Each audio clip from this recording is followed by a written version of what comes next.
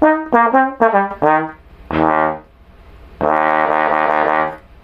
I'm awful at alto, and hey YouTube, it's Aiden here. Reminder, if you want a lesson, check the link in the description. Also, a reminder that Black Lives still matter. I'm going to make another video about that soon. That has not gone away, and it probably will not go away ever. So just keep that in mind. I got some dislikes on that last video, and if you dislike that message, then feel free to, I don't know, not watch, not subscribe. Thank you. Moving on. So, equipment update. I've got some things that are new to me, and also some things that are new to me that are not mine. I'm just borrowing them. And this is one of them. We'll go through the borrowed stuff first, since I don't get to keep it. This is a Weril, yes, Weril, W-E-R-I-L, alto trombone from Brazil. Weril is a company that was around for a long time. I think they're still around. I'm really shady on the history and the current status of Weril. They used to import a lot of instruments in the US for kind of cheap that were like not bad, kind of on the level of like the really good Chinese stuff now. Like cheap, pretty good, not like professional top level obviously, but pretty good. This is one of the altos they made. Maybe they made more. I feel like they made like a large bore alto too. This is a 500 bore .500, half an inch bore, tuning and slide, gold brass, I think 7 or 7.5 inch bell, alto trombone. Super neat instrument. It's got the lead pipe pulled. It's got a 36H lead pipe, which is from the Con alto trombone. I'm playing with my New York 7C, which is probably still a little big. Big. And it's got the coolest counterweight I think I've ever seen.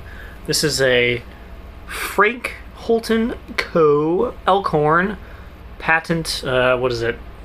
August 7, 1917. So this is the counterweight from like a really early Holton trombone, like the Holton Revelation. I think there's a couple other models. I can't remember the model names. That is super neat. It's actually maybe cooler than the alto itself, just this this counterweight that fits. It doesn't fit perfectly, I don't think. I think there's a spacer in there to make it fit this cross brace. But that's really cool, and of course that balances out, because without that, this would be ultra nose heavy, because it's a tuning and slide alto. From what I can tell, it plays pretty well. I'm really bad at alto. I'm going to work on it, actually, a little bit, and see what I can find out about it. So far, favorable impressions. Other things I'm borrowing. This is actually something that's been on my channel before. I don't think anyone's going to recognize it, but this is the slide that came with that Bach LT 50K3 that I had on my channel a while ago. The one with K valves, the like soda can valves.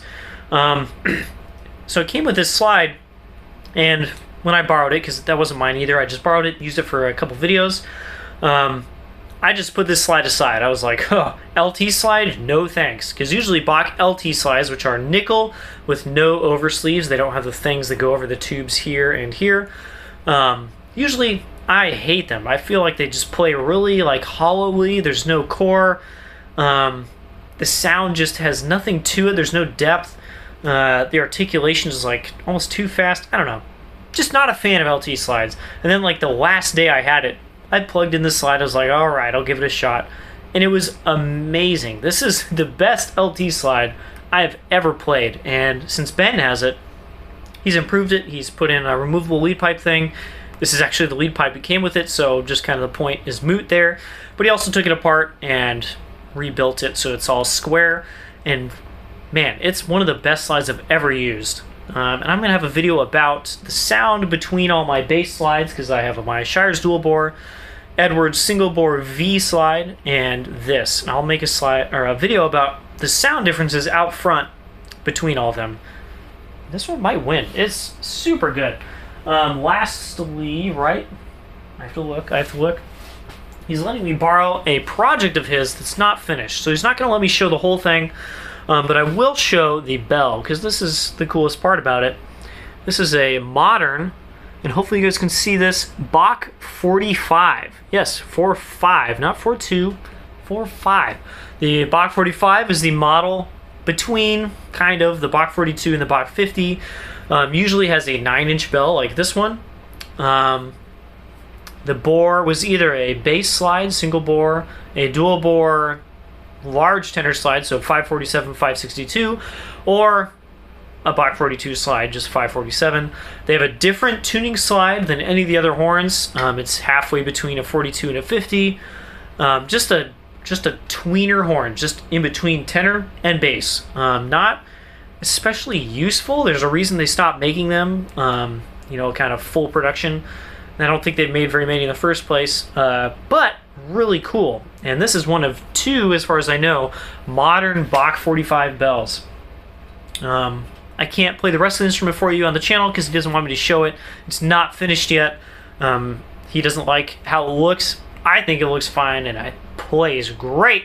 But there's the bell from it. Super cool little piece of history, since there's literally two of these, and there's not many like Mount Vernon early Elkhart 45s either, so not a super common instrument. So things that I got for myself, I think this is the first one. I got a new mouthpiece. Yeah, guess what? A new bass mouthpiece. That never happens. I got a Griego, yes, Griego GP6. This is what James Markey uses. Based on the GP mouthpiece, but with a larger rim diameter. The GP's actually pretty small for the world of large bass treble mouthpieces, so this is just a little bit bigger. Initial impressions are favorable. I've only had like 30 minutes on it so far, so I can't really say. My previous mouthpiece, the Doug Yo, I think is probably a little bit better on this horn. I'm just going to try it out for a little bit. And if those things that crop up that I had issues with my other mouthpieces, I'll just go back to the Yo. No problem. This horn is very picky. But I have a feeling on my new bass, this might work well. Very interesting sound, a little bit different than all my other mouthpieces. And interested to see how it shakes out with this and the new bass when I get it. Lastly, but not leastly, there we go. Had to flip it around. Ta-da! This is a silver plated, not silver bell, of course, Bach 42. Yep. Another Bach 42. This is, I don't know, like number 7 or 8, 6? I don't know. I really don't know how many Bach 42s I've had. This is yet another one. This one's in silver plate, which is a little uncommon, and has like a new piece soldered on right here. What's going on? I think the story behind this is it's a military, ex-military Bach 42, just bell section. I only got the bell section, no slide. These are pretty common in military bands. They probably bought a ton of these in like the 70s, 80s, 90s. Silver plate them, and they use them for parades, ceremonies, all that kind of stuff where you need a nice shiny horn. Maybe not the best possible horn, but it's going to be shiny. And they get kind of beat up. You know, nothing on the band members. It's a school horn. I get it. They're just going to not get taken perfect care of. And they're getting used outside and getting dinged up and stuff.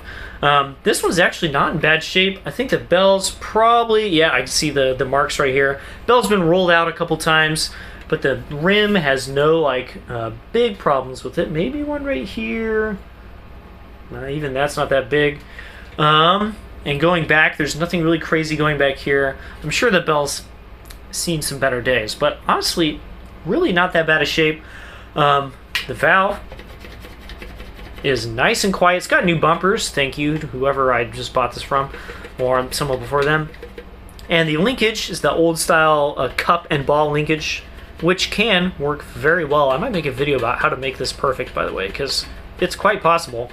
And it plays pretty well. I think it's actually got a better high range than my 42T does. So I'm going to make a video about how these compare sound-wise, and maybe swap some parts out, like the tuning slides, to see if that makes any difference out in front of the instrument. There are a couple of problems with it. The F tubing right here is a little scrunched. You can see on that side of this tube is a little bit flattened out. Not exactly sure how that's possible, because if that's flattened out, this must have gotten pushed in.